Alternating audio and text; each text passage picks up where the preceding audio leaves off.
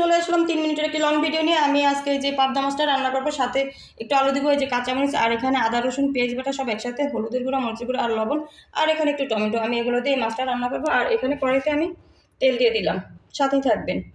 কড়াইতে তেল গরম হয়ে গেছে, এখন আমি মশলাগুলো সব একসাথে দিয়ে দেবো।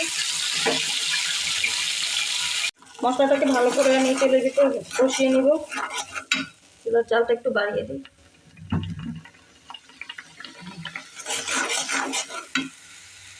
মশলাটা হয়ে গেছে, আমি এখানে এখন এই যে হলুদের গুঁড়ো মরিচের গুঁড়ো আর লবণ সবগুলো একসাথে দিয়ে দিলাম।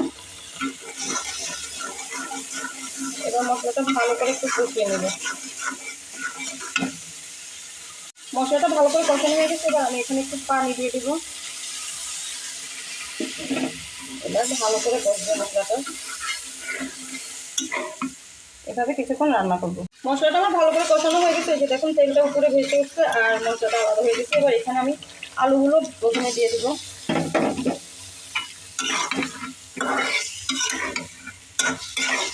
এইভাবে আলুটা ভালো করে কষিয়ে নেব।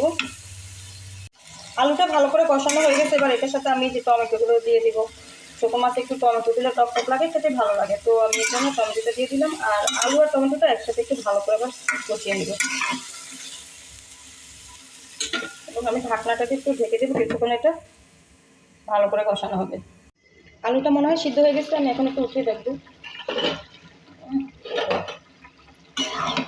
এই যে আলুটা মুখখানি নরম হয়ে গেছে, এবার এখানে আমি একটু পানি দিয়ে দিব।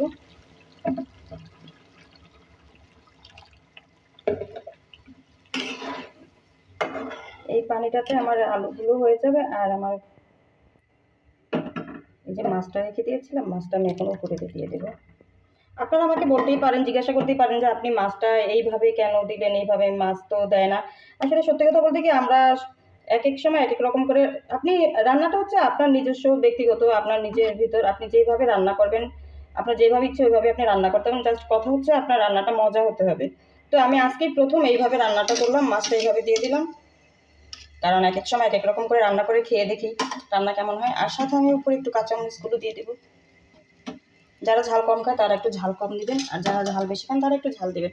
এখন কিছুক্ষণ আমি এটা দিয়ে ঢেকে রাখবো, আর কিছুক্ষণ এটাকে রান্না করব। মাছটা হয়ে গেছে, আমি এখন একটু ধনিয়া পাতা দিয়ে দেবো এটার সাথে। দেখুন কি সুন্দর হয়ে গেছে। আমি আজকে এই রান্নাটা এই প্রথম এইভাবে করলাম, একদম সুন্দর পারফেক্ট রান্নাটা, পারফেক্ট হয়েছে, সুন্দর একটা কালার আসছে। তো আপনারাও ট্রাই করে দেখতে পারেন আমার মতো এইভাবে। তো সবাই ভালো থাকেন, সুস্থ থাকেন, আল্লাহ হাফেজ।